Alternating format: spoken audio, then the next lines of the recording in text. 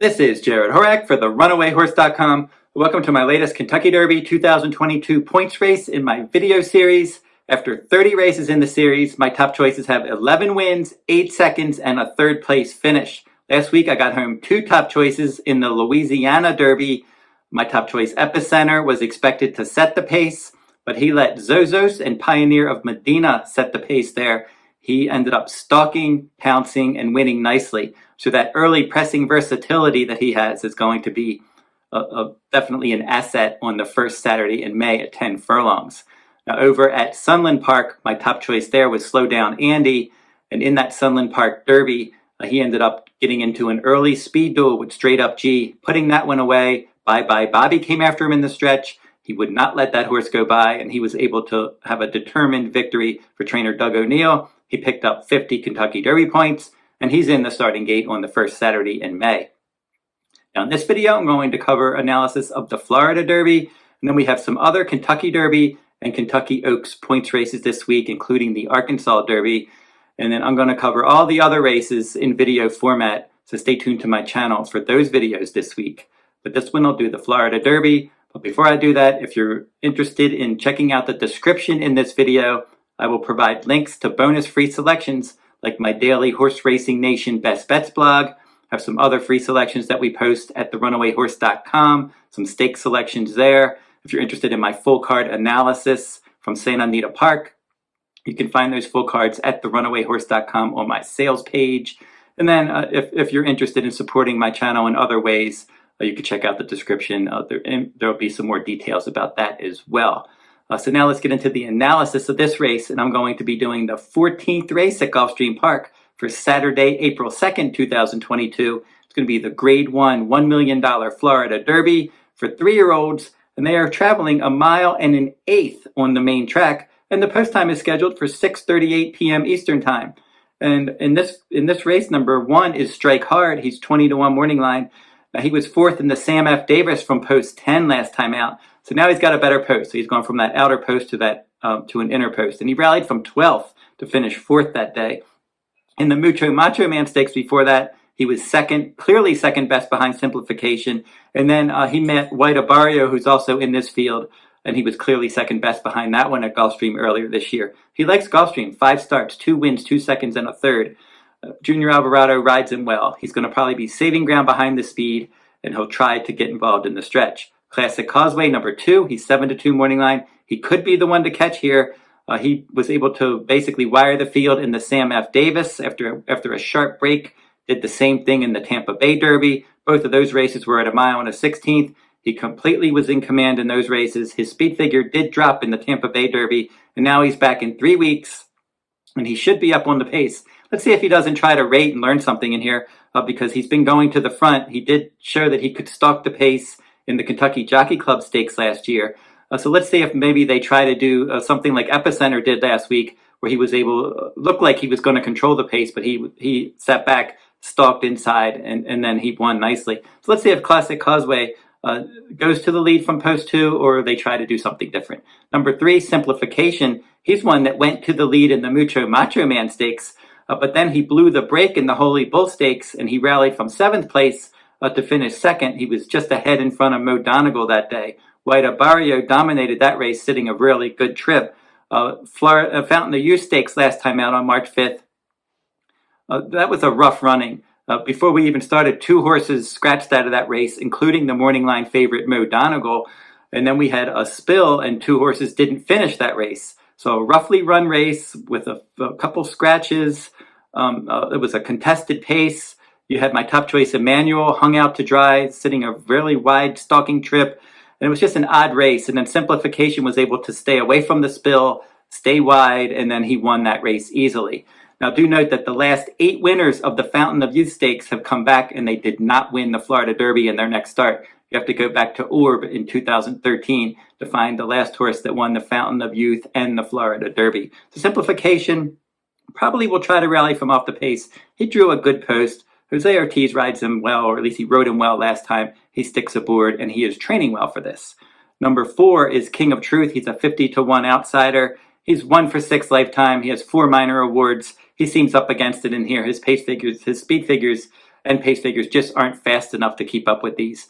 Pappacap, number 5, he's 10-1 morning line, and he was in better form last year when he won the Grade 2 Best Pal Stakes at 6 furlongs at Del Mar in his second career start. He began his career at Gulfstream Park, going wire to wire in a sprint. And then he was second in the American Pharoah Stakes behind Corniche, second behind that rival in the Breeders' Cup Juvenile, but the Breeders' Cup Juvenile has not turned out to be a productive race. And then this year in the Lecomte Stakes, he was a close-up third. Epicenter was just in front of him that day. Now, Epicenter's really improved since that race, whereas Pappacap came back in the Risen Star Stakes, and he was beaten 14 lengths after stalking the pace. So I don't like the fact that the Breeders' Cup Juvenile hasn't been a productive race.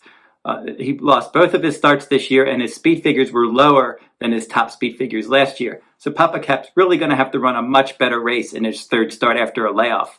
Charge It is number 6 for trainer Todd Pletcher, and he is 7-2 morning line. He ran well in both of his maiden starts. 1 mile debut at Gulfstream Park around one turn on January 8th.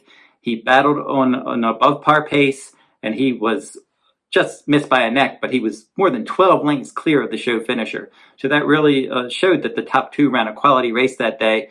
And then in his second career start on February 12th at that same 1 mile distance from post 10 in a 10-horse field, the pace was much slower. He was able to get out there and control the pace. And in that slow early, fast late race, he pulled well clear to win by almost 9 lengths. He was the favorite in both of his career starts, ran well both times with different pace scenarios. So now he's going to stretch out to 2 turns for the first time, his first start against winners. He's got some things to overcome. Obviously, he has a really good pedigree. Tappet is his sire. Indian Charlie's the dam sire.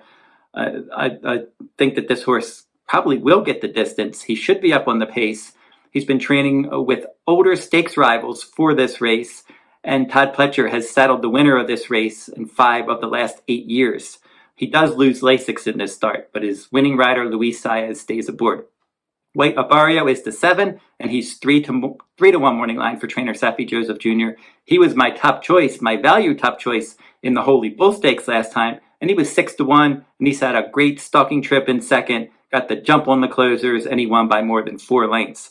Now, they skipped the Fountain of Youth on purpose. They were pointing to this race. They wanted him to be fresh for this one, and he is. He did miss a couple of days training with a little temperature, but that didn't seem to do too much because he came back on March 29th and he had a bullet workout at 3 furlongs. So he's one that should sit a good tactical trip, just like he did last time. He broke from post 8 in a 9-horse field last time. He's in post 7 here, so I think he's going to sit the similar type trip, trying to track that pace and try to pounce on the leaders just like he did last time and get the jump on the late runners. Number 8 in here is Cajun's Magic. He's 30-1 morning line. He's had 6 career starts with 2 wins in 3 seconds, but he was 5th, beaten almost 8 lengths in the Holy Bull, and the top 2 finishers there are top contenders in here, and he's going to have to run much better to beat those horses and possibly some others. And then number 9 is O Captain. He's 20-1 morning line. Joao Rosario is going to ride. Easily won his career debut, and then in the Limehouse Stakes, second time out, he was a distant third there, but he was a clear third. And then in the Fountain of Youth, he rallied to finish third from post 10. So he's on the improve. He's only run 3 times, but he's going to have to continue to improve to threaten these. Number 10 is Clapton, and he's 30-1. He's a Florida bred, and in his last start, he won a Florida bred race at 7 furlongs pretty easily. This is a much tougher group. He's already run 9 times.